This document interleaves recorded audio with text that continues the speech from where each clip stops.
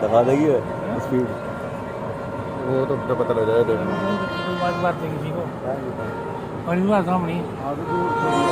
वो Dehradun Jan Shatabdi overtaking Shalimar at Meerut cantt on MPS।